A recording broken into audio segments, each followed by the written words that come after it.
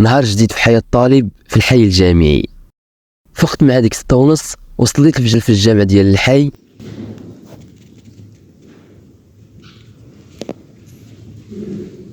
وكما عارفين بلي الامتحانات ما بقى ليهم والو، داكشي علاش مشيت للبيبليو وقريت شويه. المهم قريت شويه ديال الكونطابيليتي وخدمت فيه شي تمارين،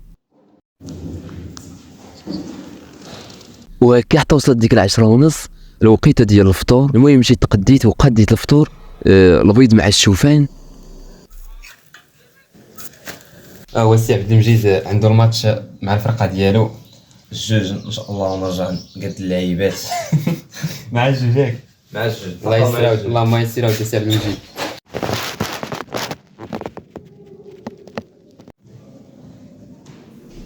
وهنا خرجنا انا والاخ مصطفى باش نتقداو الغداء. اخويا المدني احنا دابا نمشيو نتقداو الغداء، حدو شي طاجين ان شاء الله. المهم تقدينا داكشي اللي غيخصنا الكامله.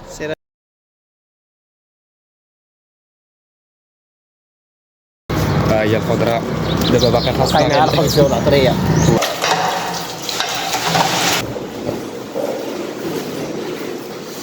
وهو عبد المجيد اللي غادي يتكلف لينا بالطياب.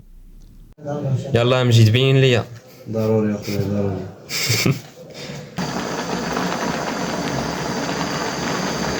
الله سير الله اخويا ودي شويه هما اللي يجي لازم نحق غير ولا نحرق تستختار افوق شي نركز. شوف دابا قولي لي حاجه وحده، شحال من واحد غياكل معنا في الطاجين هذا؟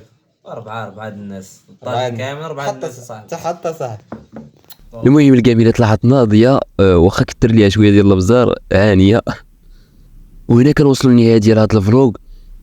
كنتمنى يعجبكم ونتلاقاو في فيديو جديد ان شاء الله بحول الله.